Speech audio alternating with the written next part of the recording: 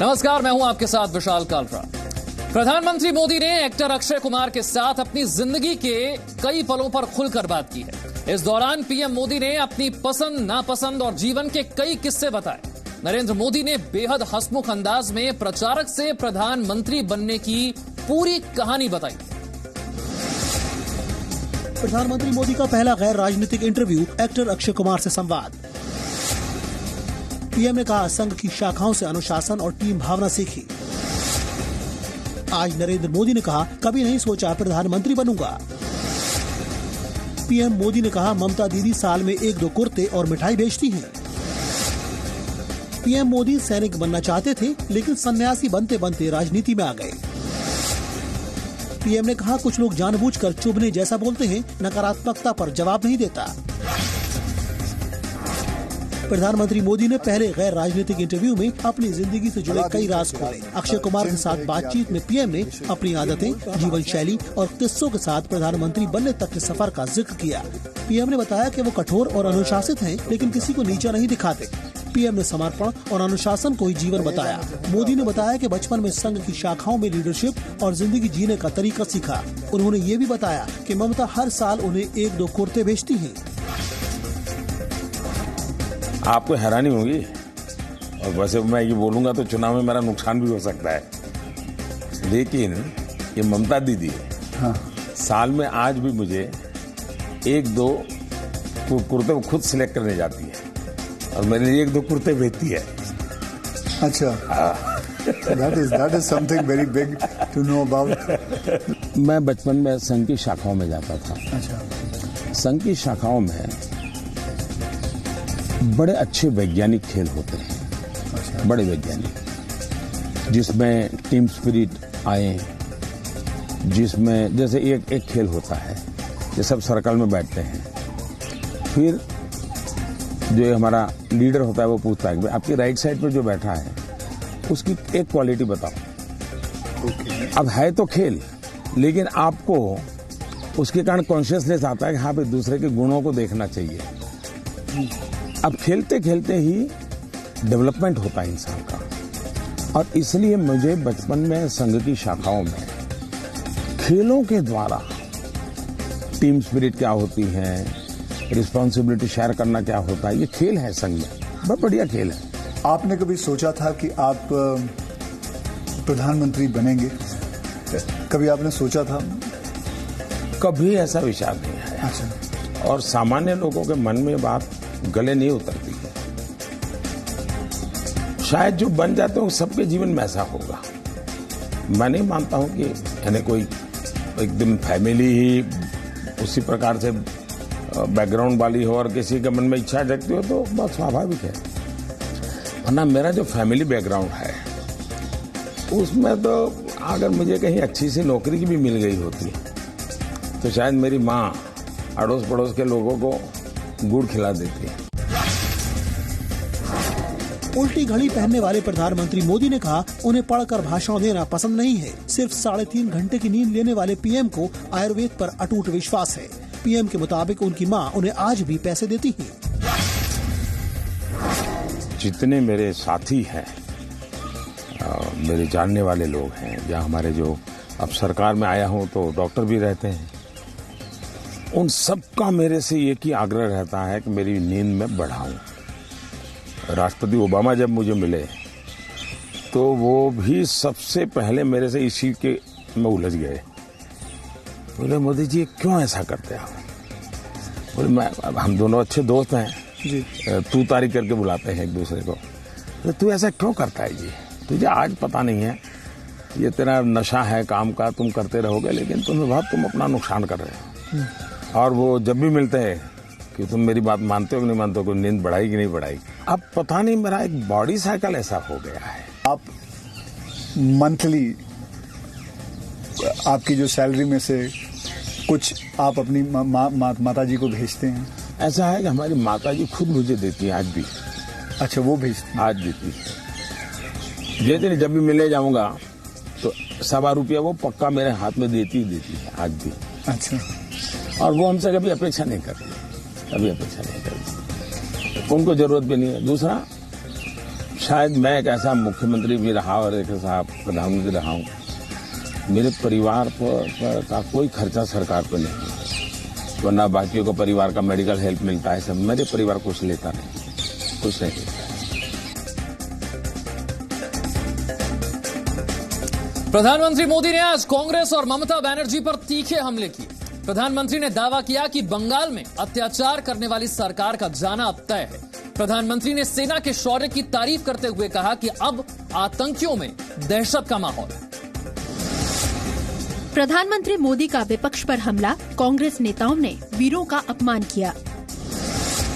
PM Modi ने झारखंड के लोहरदगा और पश्चिम बंगाल के बोलपुर में रैलियां की। आज पीएम मोदी ने कहा, महामिलावटी लोगों ने सेना के शौर्य पर सवाल उठाए। पीएम मोदी ने कहा, बंगाल को दीदी के गुंडों की गुंडागर्दी से मुक्त कराएंगे। पीएम मोदी ने कहा, विपक्ष ने हार के डर से ईवीएम को गाली देना शुरू कर दिया है। पीएम मोदी ने कहा, बंगाल की राजनीति पर हिंसा और हत्या हावी है।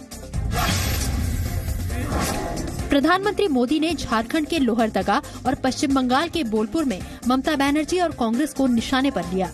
पीएम ने कांग्रेस पर सेना के अपमान का आरोप लगाया।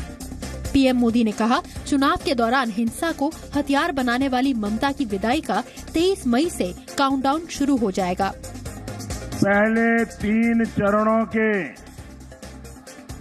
मतदान के बाद जो रिपोर्ट आ रही है उससे साफ है कि दीदी का पश्चिम बंगाल में सूरज अस्त होना शुरू हो गया है।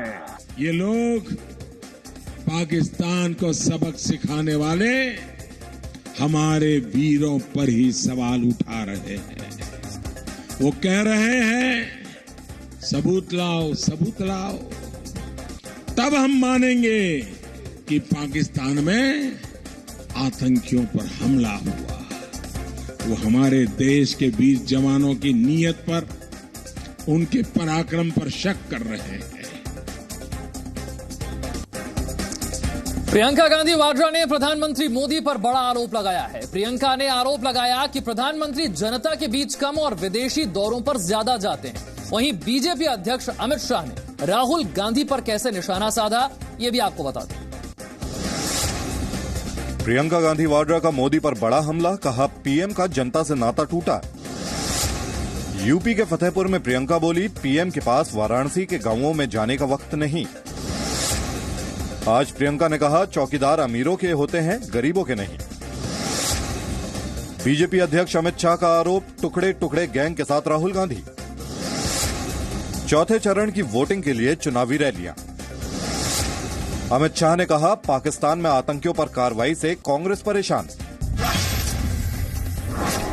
कांग्रेस महासचिव प्रियंका गांधी वाड्रा ने आरोप लगाया है कि प्रधानमंत्री मोदी का जनता से नाता टूट चुका है। प्रियंका ने कहा, पीएम के पास विदेश जाने का वक्त है, लेकिन वाराणसी में गांवों में जाने का समय नहीं है। प्रियंका ने यह भी कहा कि मोदी काम की कम और उनके परिवार की ज्यादा बात करते हैं। वहीं बीजेपी अध्यक्ष ने राहुल गांधी को टुकड़े टुकड़े गैंग के साथ बताया। अमित शाह ने कहा, राहुल के गुरु सैम पित्रोदा पाकिस्तान से बातचीत की सलाह देते हैं। ये जो नेता जो आकर चुनाव के सामने चुनाव के समय पाकिस्तान की बात करते हैं, आपके सामने दूसरी चीजों की बात करते हैं, लेकिन आपकी समस्याओं की बात नहीं करते। जिनको ये सनक है मेरे परिवार के बारे में कि मेरे परिवार के बारे में ही बात करते रहते हैं। 50% इनका जो चुनावी भाषण होता है यही होता है कि नेहरू जी ने क्या किया, इंदिरा गांधी ने क्या किया, लेकिन ये नहीं बताएंगे कि 5 सालों में इतनी पूरी सत्ता लेकर इन्होंने क्या किया। मैं पूछना चाहता हूँ कि भाई पाकिस्तान के आतंकवादी मरे, उसमें आपके चेहरे का नूर क्यों गायब हो गया है? क्या मेरे चचेरे भाई लगते हैं भैया? क्यों गायब हो गया? ये सबूत मांग रहे, सबूत मांग रहे। अरे आप में अकल नहीं है। पाकिस्तान का टीवी देख लो, उनके चेहरे देखकर मालूम पड़ जाएगा कि हमारे सेना के जवानों ने क्या किया है। कोई सबूत देने की जरूरत। भोपाल से बीजेपी उम्मीदवार साध्वी प्रज्ञा ठाकुर को एनआईए कोर्ट से बड़ी राहत मिली है। एनआईए कोर्ट ने चुनाव लड़ने से रोकने वाली याचिका को खारिज कर दिया है। वहीं अखिलेश यादव ने आज महामिलावट के मुद्दे पर प्रधानमंत्री पर पलटवार किया। साध्वी प्रज्ञा के चुनाव लड़ने के खिलाफ अर्जी एनआईए कोर्ट ने खारिज की। भोपाल में साध्वी प्रज्ञा सिंह ठाकुर ने रोड शो करके शक्ति दिखाई। आज कांग्रेस में शामिल हुए सांसद उदित राज बीजेपी का साथ छोड़ा। महामिलावट वाले बयान पर अखिलेश यादव का पीएम मोदी पर पलटवार। अखिलेश ने पूछा 38 दलों से बनी एनडीए की मोदी सरकार क्या है। 21 दलों की सुप्रीम कोर्ट में पुनर्विचार याचिका, वीवीपैट से वोटों के मिलान करने का मामला। साध्वी प्रज्ञा के चुनाव लड़ने के खिलाफ याचिका को एनआईए कोर्ट ने खारिज कर दिया है। एनआईए कोर्ट ने कहा कि साध्वी के नामांकन को चुनौती देने का ये सही मंच नहीं है। साध्वी प्रज्ञा ठाकुर ने आज भोपाल में रोड शो के बाद कांग्रेस पर हमला बोला। हमारे शिवराज जी ने कन्या जब गर्भ में थी तब से लेकर के गर्भवती स्त्री से लेकर के और जो जन्मजात कन्या होती है उसके भविष्य तक का निर्माण कर दिया था, उसके भविष्य तक कर दिया था। लेकिन 4 माह की सरकार ने, कांग्रेस सरकार ने पूरा सत्यानाश कर दिया, सभी कल्याणकारी योजनाएं समाप्त कर दी। महागठबंधन को महामिलावटी कहने पर अखिलेश यादव ने पीएम मोदी को जवाब दिया है। अखिलेश ने पूछा है कि 38 अलग अलग दलों से बनी मोदी सरकार क्या है। अखिलेश ने किसानों की आत्महत्या और जवानों की शहादत को लेकर सरकार पर निशाना साधा। उधर बीजेपी से नाराज सांसद उदित राज आज कांग्रेस में शामिल हो गए हैं। ये जो कह रहे हैं कि हमारा महागठबंधन है, वो महामिलावट का कह रहे हैं। लेकिन पत्रकार साथी सोचिए, 38 दलों वाले मिलकर के क्या बना रहे होंगे। हम नहीं कहेंगे ये नौजवान जो कह रहा था, ये 38 दल वाले लोग और कहते हैं कि देश को मजबूत प्रधानमंत्री नहीं दे सकते। जब मैं बेस्ट परफॉर्मर हूं और नंबर 1 हूं कंट्री के अंदर परफॉर्मेंस में, जाके लोकसभा के क्षेत्र दीजिए, जीत लें चुनाव, जाके जीत, हम जमानत जब्त करा देंगे वहां पर, जाके जीत लें। मैं अभी कह रहा हूं आपको क्या पॉपुलैरिटी है मेरी क्षेत्र में, तो मेरा टिकट क्यों काटा गया? तो ऐसे पार्टी में रहना चाहिए, इसके मतलब उन्होंने तो खुद ही छोड़वा दिया। वहीं 21 विपक्षी पार्टियों ने ईवीएम के जरिए वोट के वीवीपैट पर्चियों से मिलान को लेकर सुप्रीम कोर्ट में पुनर्विचार याचिका दायर की है। विपक्षी दलों ने मांग की है कि 50% वीवीपैट वोटों का मिलान कराया जाए। कोलकाता में झंडा लगाने को लेकर बीजेपी कार्यकर्ताओं पर हमला किया गया। बीजेपी ने टीएमसी पर गुंडागर्दी का आरोप लगाकर थाने का घेराव किया। कोलकाता में बीजेपी कार्यकर्ताओं पर हमला, टीएमसी पर आरोप। कोलकाता के गरिया इलाके में झंडा लगाने पर मारपीट, 2 लोगों की हालत गंभीर। टीएमसी के हमले के विरोध में बीजेपी प्रत्याशी अनुपम ने थाने का घेराव किया। अनुपम हाजरा ने आंदोलन की धमकी दी, टीएमसी के गुंडों पर कार्रवाई की जाए। हावड़ा में पार्किंग को लेकर कर्मचारियों और वकीलों में पथराव, कई वकील घायल। वीरभूम में टीएमसी की बाइक रैली में हथियार दिखाए गए। कोलकाता के गरिया में झंडा लगाने पर शुरू हुए विवाद में 2 बीजेपी कार्यकर्ता बुरी तरह घायल हो गए हैं। बीजेपी ने टीएमसी कार्यकर्ताओं पर गुंडागर्दी का आरोप लगाया। वहीं वीरभूम में टीएमसी ने अपनी बाइक रैली निकाली, जिसमें जमकर हथियार लहराए गए, जबकि हावड़ा कोर्ट में नगरपालिका कर्मचारियों और वकीलों के बीच पार्किंग को लेकर पत्थरबाजी हुई, जिसमें कई वकील घायल हो गए। लोकसभा चुनाव से जुड़ी हर बड़ी खबर, हर जरूरी अपडेट के लिए लगातार बने रहिए हमारे साथ। फौरन हाजिर होंगे।